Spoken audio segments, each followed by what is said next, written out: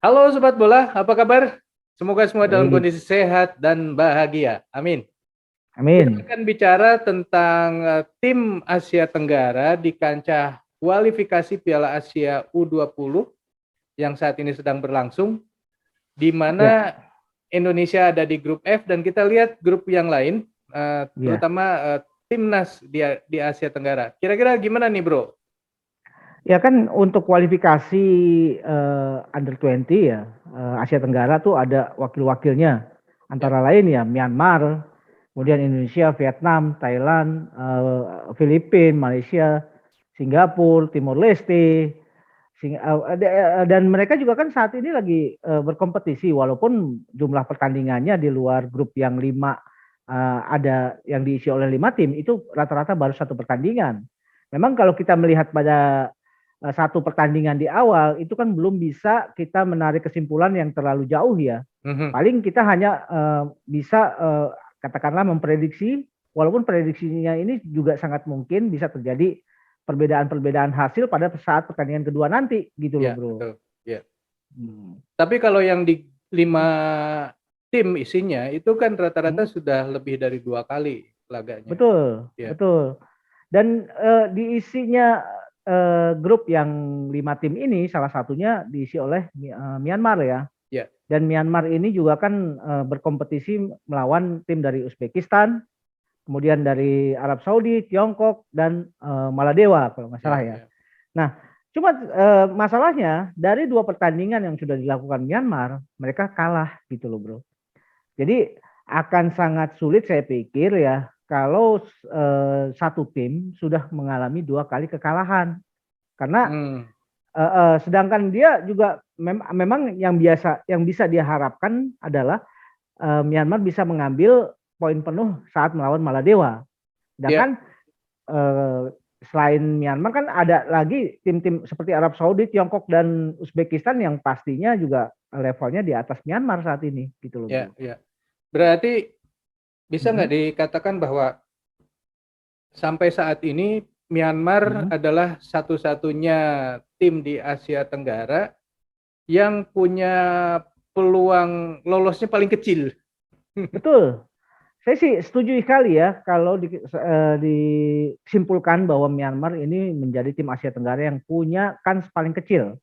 Karena di grup-grup lain seperti Indonesia juga kan baru satu pertandingan, Vietnam pun begitu, Mhm. Thailand, Filipina, Malaysia, Singapura, itu juga kan baru rata-rata Kamboja juga Laos juga itu kan baru satu pertandingan. Ya, Jadi kalau kita mau menarik kesimpulan dari suatu pertandingan itu kan rasanya terlalu prematur gitu ya, loh. betul. Lebih baik kita menunggu hasil dari pertandingan kedua nanti. Ya, Kalau ya. pertandingan kedua hasilnya sudah ketahuan, kita sudah hampir bisa mengambil kesimpulan gitu Ya, loh bro. betul, betul, betul. Hmm. Oke, nah berarti Myanmar dianggaplah Hmm. sebagai satu-satunya tim di Asia Tenggara yang akan sulit untuk melenggang ke Piala Asia nanti ya.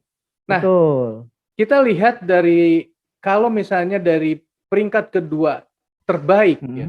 Ya. Ini gimana nih, Bro? Karena saya melihat bahwa di grup-grup lain itu golnya itu bisa gila-gila loh. Ada yang Nah, 16-0, ada yang 10-0. Gila-gila itu. Ada 9-0 Jepang. Nah, itu kan kalau misalkan jadi peringkat kedua kalau dengan selisih gol yang kayak gitu kan. Wah, betul. gimana tuh? Jadi memang kalau kita melihat hasil ya dari pertandingan-pertandingan yang sudah berlangsung, itu kan ada kualitasnya ternyata kan di kawasan Asia nih masih sangat jomplang ya.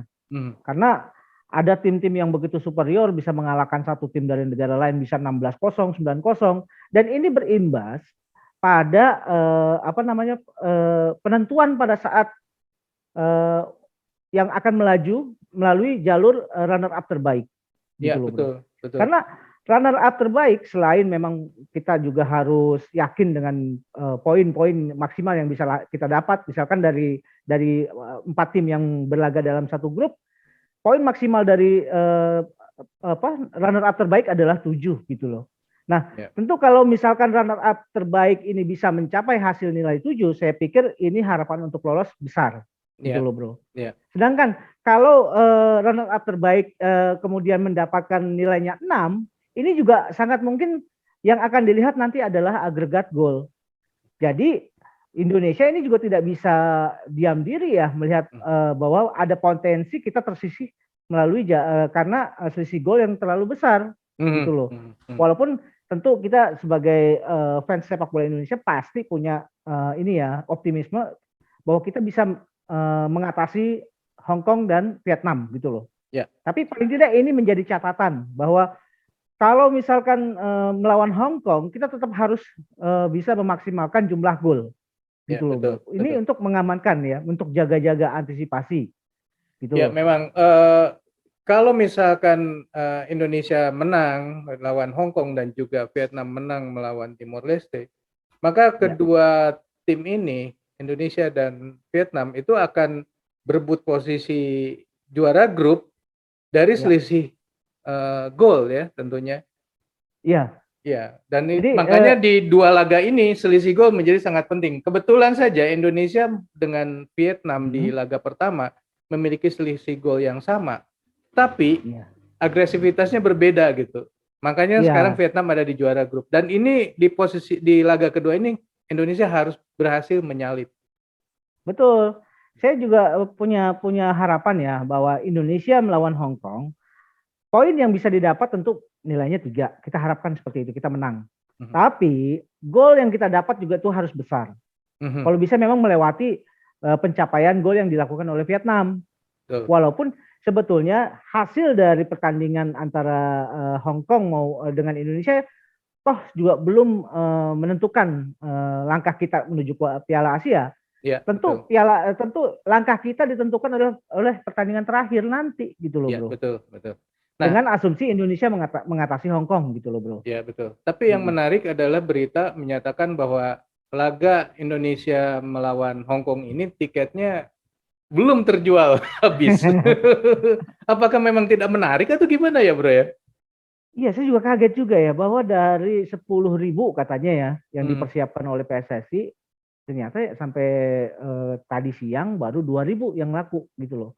Nah, kemungkinan hmm, ini karena pertandingan dilakukan pada hari-hari kerja, hmm. jadi mungkin saja itu juga punya pengaruh terhadap animo masyarakat gitu loh. Atau bisa juga mereka melihat lawan Indonesia saat ini adalah Hong Kong yang mungkin ya jarang kita ketahui kualitasnya dan sepertinya fans-fans Indonesia juga sangat optimis bahwa Indonesia bisa mengalahkan Hong Kong. Jadi yang mereka tunggu adalah pertandingan terakhir, apalagi Hmm. pertandingan terakhir dilakukan hari Minggu gitu, Tapi Bro. kalau melihat dari hari kerja ya, kan yang Hmm, lalu juga 2 hari yang lalu ketika Indonesia melawan Timor Leste juga di hari kerja.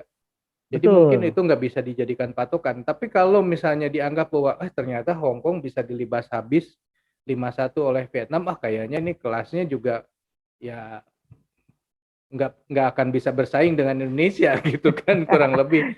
Bisa aja ada kan pemikiran ada seperti itu ada gitu ya kan? sangat mungkin. Karena Ya, gini, ya betul hasil dari pertandingan antara Vietnam dan Hong Kong juga itu kan menjadi barometer animo masyarakat untuk bisa menonton pertandingan Indonesia dengan Hong Kong nanti gitu loh. ya betul. Karena Ya. mungkin saja euforia atau optimisme fans-fans Indonesia juga sudah membesar ya Hmm, melihat bahwa Hong Kong ini bukan lawan yang apa bisa merepotkan Indonesia gitu loh. iya, iya. Jadi Jadi supportnya cukup dari rumah aja gitu.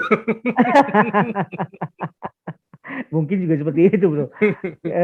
Apalagi Hong Kong sendiri kan juga seperti pernyataan dari pelatihnya, Hmm, mereka menyatakan bahwa tim yang persiapannya sangat kurang untuk event kali ini. Tapi saya pikir entah ini semacam Siwar ya. excuse atau cywar, saya juga nggak ngerti. Hmm. Tapi kalau memang yang terjadi adalah mereka memang kurang persiapan, ya sangat mungkin mereka bisa dihajar sama Vietnam kemarin 5-0 dan juga sangat mungkin Indonesia juga mencapai nilai gol yang besar nanti gitu loh dalam Ya, ya, ya, pertandingan ya, ya. nanti gitu loh bro.